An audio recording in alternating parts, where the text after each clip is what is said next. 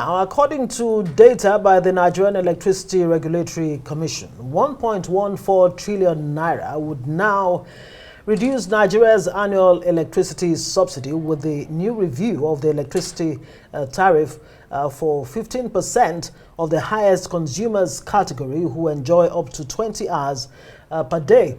Well, despite this, the Nigeria Labour Congress and the Manufacturers Association of Nigeria have all kicked against the new electricity tariff hike, insisting on subsidy and warning that the subsidy removal would cripple the manufacturing sector and worsen inflation, thereby leading to job losses. Now, with the new pricing, NERC says the consumers under the Band A category will now pay an extra cost of 159 naira per kilowatt of electricity from the initial cost of 66 naira, with effect from April 3, 2024. Manufacturers and organized labor have criticized the federal government's hike and the tariff payable by electricity users enjoying a 20-hour power supply. Nigeria Labour Congress, as well as the Trade Union Congress, says that the hike will send manufacturers out of business, worsen the inflation already in the country, and stifle small and medium enterprises. Well, joining us now is the former Managing Director and CEO of Nigerian Bulk Electricity Trading, Rumundaka, Wonodi. Good to see you, and thanks for your time. It looks like deja vu. We've always done this round again, but I just wish that many Nigerians watching us will have the same chuckle you and I just had. But they will need understanding to what exactly this is about. First, as an industry player and someone who has a firm knowledge of what this is about, first, break it down. What does this mean with this talk of category band of A and 20 hours of electricity, and how this relate to what we'll dig in? Well, I think what we had done in the past was to have a tariff for all consumer classes. So you have residential customers and you have R1, R2, R3, R4, but generally to a large extent they will have just about the same tariff regardless of the hours of supply they enjoy, right? So based on feedback from stakeholders, NEC decided to move to where you have service-based tariff. So your tariff is tied to the hours of supply that you get per day. And it makes sense because, you know, if you look at consumers, there are people who have different willingness to pay, right? There are people who would run their generators if power were to go off the grid. So they've indicated that, look, I would want to pay for the hours of electricity if I could get them, right? So NEC went back to categorize them and put them in different bands, you know, from Band A, more than 20 hours, Band B, 16 hours to 20, Band C, Band E, and what have you. So this is one of the things that they're looking as a way to provide equitable service and cost for people, right? So you shouldn't be paying 100 naira and getting 8 hours, and the person who's getting 16 hours will be paying the same 20 naira with you. So the whole idea is to make it more equitable distribution and then also target the willingness to pay.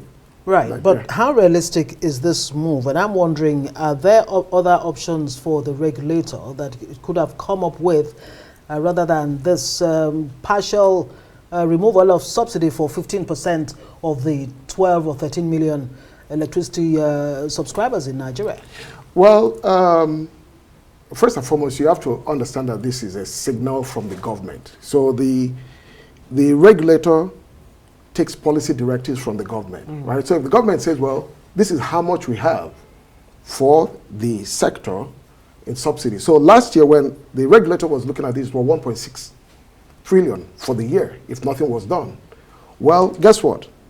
FX, macroeconomics, things change, and that would have come up to about 2.6 trillion, right? So what the federal government said is, well, this is what we have for you, and you find the best way to apply this. And NEC thought that, well, we'll start with Band A. And I understand that in some instances, they've actually capped it at 225. So in some other, this is across all the discos. So you can imagine that different discos have different cost of service. So it wouldn't have been the same if you were to allow the Band A to eat full. So this is capped at 225. And the understanding of what NEC says is that we're doing this so that we can at least spread it around the country and do not punish some band A in. But this partial subsidy removal, is that the best way? Or would you rather have a full-blown subsidy removal that's been recommended, in some quarters? Well, I guess that the point is a gradual removal. So you're taking it from the people who you think are best positioned to at least weather this. So the government is still committed to subsidy, and the issue we have always had with subsidy is that most of the time you subsidize people who do not need it, right? So you have people with fiber conditioners, fridges, and everything, and you're subsidizing most of them instead of the people who actually do need the subsidy. And, sometimes when you explain things like this, everyone thinks, especially as a consumer, you just think that you're about to be shortchanged. Let's bring in the purchase of power and how it relates to those who are in the business of distribution, now the discos.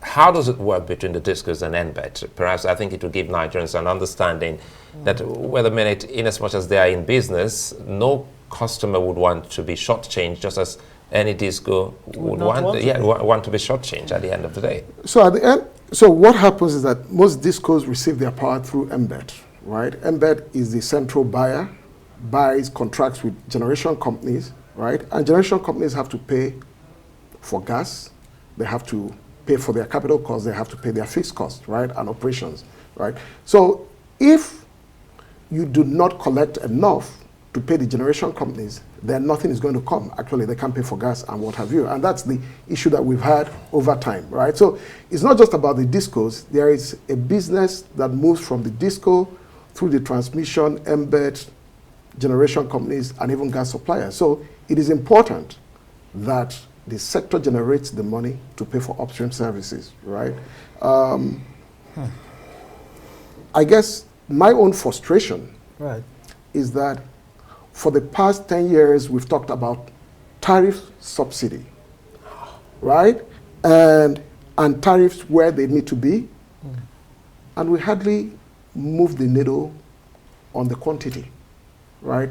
So if at the end of the day we do all this and then it will bring in more supply, that's really what we need, because you have a revenue requirement to sustain the industry, and then each time you're jacking up the price because of macroeconomics and everything, but the queue stays constant. The revenue just moves by price, right? So I think that one of the things that we hope we will see is that if government is making savings on its subsidy, that is making the commensurate investments in the networks to make sure that actually we go beyond this 4,000 and move to something for the else. 200 million Nigerians. Well, manufacturers and labor have been crying out as usual. They're saying, look, this will shoot up inflation and, take jobs away and what have you. The impact of this partial subsidy removal.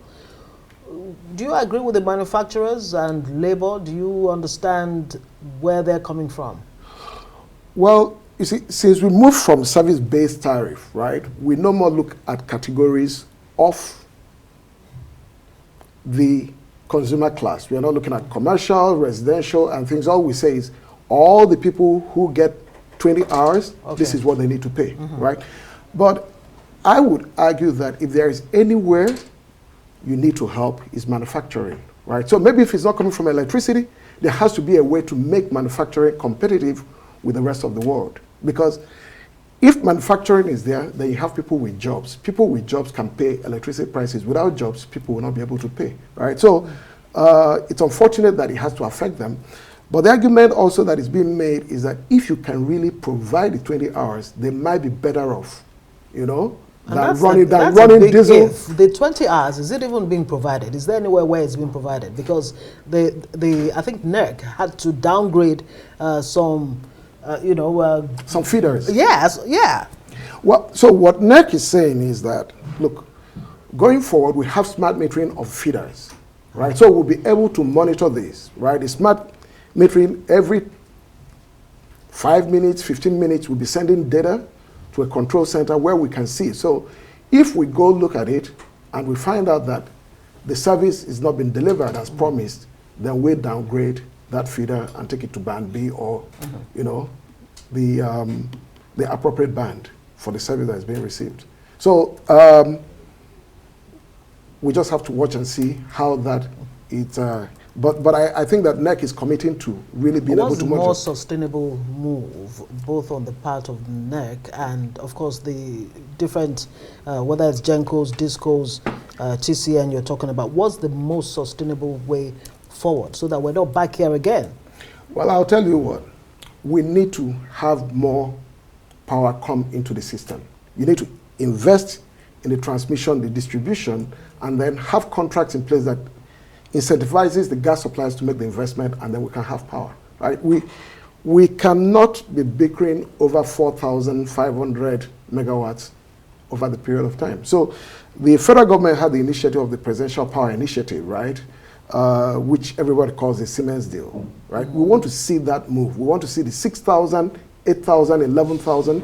And then what that does is that once you have more power in the system, it crashes the tariff, because those fixed costs that are allocated over just 4,000 will be spread over, you know, larger quantity, and that should bring tariff down. And when people see power, then there is higher willingness to pay.